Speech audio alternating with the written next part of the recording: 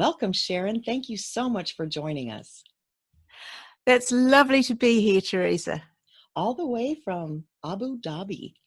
Yes, I so far away. I think you're our first from there, I must say. I believe that is easily true. I appreciate you joining us today because I know that your area of specialization is really, or one of them is anxiety. And there is so much anxiety everywhere in the world right now between all of the world events and the shutdowns and the pandemic and politics and everything else that's going on. But what I wanted to ask you first is a person who's feeling feelings, whatever they are, how would they know if it's anxiety or stress, or if they need to call a doctor, or like what really is the indicator that it's anxiety, and what is anxiety? Hey, that's a big question. Now, what you asked me there is what is anxiety and how would they know if it's anxiety? Mhm. I mean, I guess we know it's anxiety because it's always there. It's just in different degrees. So all of us have anxiety. So sometimes it's just a natural response to something that's a bit stressful. Sometimes it's something that's a little bit higher or something a little bit scarier, in which case we feel the anxiety much stronger.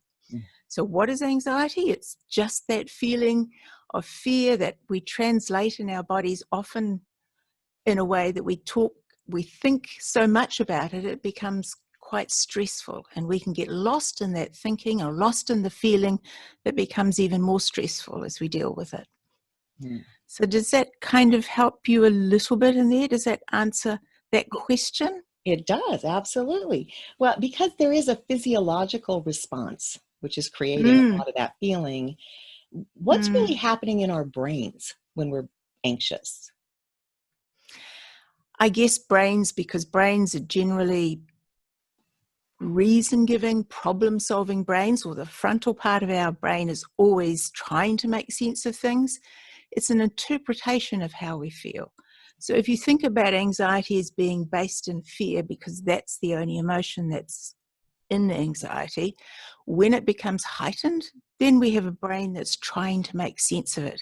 And then the thinking kicks in, and then we can start to overthink or overanalyze or become distracted or find it difficult to concentrate. So any of those things happen in our brain because we're trying to make sense of the feeling. And that would be why so many people must feel anxious, because it's hard to make sense out of a lot of what's happening in the world today. What's the number one way that you feel is effective in managing anxiety? For me, I think for most people, the number one way of managing anxiety is quite clear, and that's to use breathing. Because if we use our bodies and calm ourselves down by breathing deeply, that's conveyed to our brain. And it's conveyed to that part of our brain that really isn't doing all the thinking. It's conveyed to that part of our brain that's fearful or just stressed. And so using breathing is a really good way to anchor into your body and even bypass all that thinking. Because if we can bypass that thinking, how much easier is it to calm down? So using breathing to calm our body quickly shifts that brain that's afraid. And it does it without us thinking, which is even a bonus, because then we don't have to think ourselves into the breathing. We just have to breathe and be with that breath. So for me, I'm always saying to clients, this is the most wonderful thing you'll ever do. And it's the most wonderful thing because it's always there and you can always use it. Beautiful. And so true. Of course, in mindfulness, we do that all the time. But I have so many clients that when something happens, like some sort of an event that really triggers anxiety, they hold their breath. They Yes. tense up and hold their breath. It's like, no, let it flow, let it out. Yes. Now, I know we do something very instinctively that keeps anxiety going or even makes it worse. Can you talk a little bit about Yes. avoidance? Avoidance. Yes, this is what we love to do. And I mean, avoidance is a bit frustrating because it makes sense to avoid things that hurt. And fear or scary thinking is can be hurtful, or it's scary. So it's natural to want to move away from it. It's natural to kind of instinctively move away from it. So instinctively, when you do that avoidance, it's not going to help. In fact, it makes things worse. So people might avoid things like, just like we do. We might avoid situations we don't like, or we might avoid people we don't like. We might avoid things that we don't like, spiders and snakes and a few of those horrible things. Or we may even avoid asking people for what we want. And sometimes we even avoid our own thinking. And some of us even avoid our own feelings. So anytime we move away from some of those things, and it is natural, it makes it harder for our brain to manage anxiety because it never knows that it can be okay. So naturally, we all are going to instinctively do the very thing we don't want to do, but we do, And unhelpfully. yes, and is that then the solution? Is face it or accept it, or how do you shift that around so that you're not avoiding? Yeah, well, these are good words. Face it sounds a bit scary. I mean, It does. it would be nicer to think of it sort of as a sort of a turning towards rather than flipping away from it, or even sitting with it a little bit rather than saying I have to face, or I have to accept, or I have to, because you don't want to be getting into a fight with your brain. You kind of want to be on the same team as your brain. So being able to say, hey, let's just kind of have a little go at this and see how it feels is a bit more exploratory, a bit more curious, a bit more gentle than saying, I have to face it. Yes, exactly. Yeah. Or even I have to accept it, because that's hard too. It's very, very hard. I agree. I agree. Yeah. And I think we try to tell or try to teach that, you can just take a little look at it, like an observation. So I like that you said curious, because that's one of the things that we do really suggest is you don't have to stay in it. You don't have to force it. You can just take a little peek, step back out if you need to. So yeah, so I totally agree with a much more gentle process. Yeah, well, I mean, it's important to remember in here, if you've got a scared brain, and we all have scared brains at times, the last thing you want to be doing is forcing it or getting critical with it or getting pushy or bossy or any of that stuff. It's a kind of a gentle, let's do this together. Let's just try this little experiment and see if it works, because then it often does. But it's very hard to do if you're a bit strong about it. Yeah, absolutely. Why do some of us have higher levels of anxiety than others? That's an interesting question. I remember writing that down. I mean, the thing with anxiety is it's always there. It's just on different levels for all of us, all of the time. So, which is true for all emotions. I mean, if they're going up and down, that's actually quite healthy. But if you have higher levels of anxiety for too long, that's not so cool. It doesn't feel good, and it's an uncomfortable place to be. So why is it higher? Probably because we, like I just said, the most important thing with anxiety is not that it's there, it's so much that we actually, or what we do that keeps it going. So we talked about this when we said avoidance. So when you know you're avoiding things, you know that it's not going to be helpful in terms of managing anxiety. And equally, the other important thing is the thinking we have, negative thinking, that stuff that just sort of churns around in your head. So those two factors are going to give us higher levels of anxiety. So if you're having a higher level of anxiety, these are good things to look at. But I mean, you will have it anyway if you have you learned it, maybe, because it's a lot of this is learned. Yeah.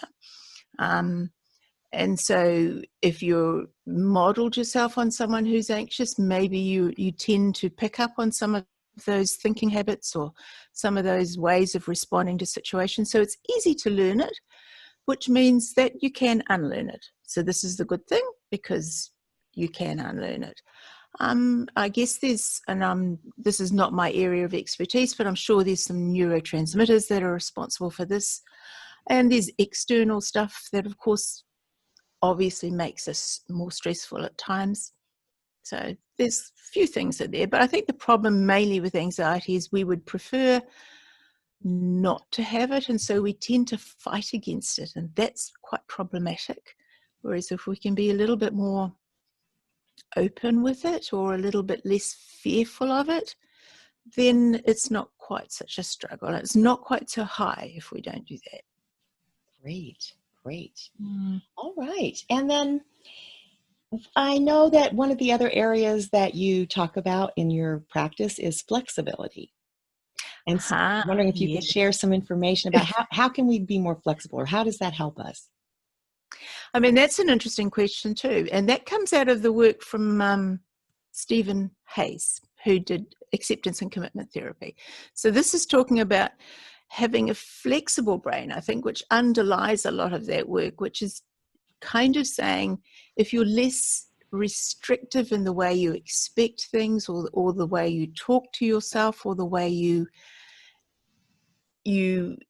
deal with what's going on around you, if you're a bit more flexible, you're a bit more open-minded, there's more room in there if you can be a little bit less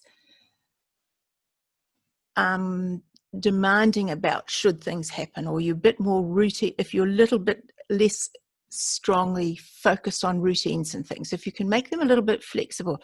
All of flexible thinking allows you to kind of be able to not even anticipate, but manage things that don't fit in quite so easily. In other words, when things go wrong, if you're a little bit more flexible in your thinking, you can cope so much better. If you're not able to adapt, it's harder, and so that makes it really difficult. It's really adaptive, and if you have a flexible approach to things, then you're able to cope with stress and chaos, of which there is plenty in the world. Yes, Absolutely. And so it's a cornerstone, really, because if you can do that, you can manage different feelings, you can manage different behaviors, you can manage the unexpected much more easily than if you have a much more fixed mindset.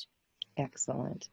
Well, one of the things that we do on every podcast when we have a guest is we want to reinforce to our listeners that whether you're an expert or whether you have every tool in the toolbox available, everyone has anxiety, stress, some kind of discomfort at different points in time.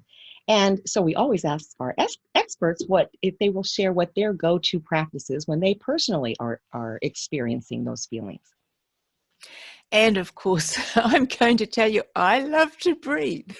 Yes. Because it just works on so many levels. Yes. And it's such a lovely feeling sometimes. It really brings you back to base, and it's just a lovely practice, and you can have it wherever you are. So it just feels so nice and safe to have that. Do you have a formal practice, like breathing in 3 times or deep breathing, or what? How do you do it to get yourself to come back? I don't want to say down, but calm down, I guess. Yeah.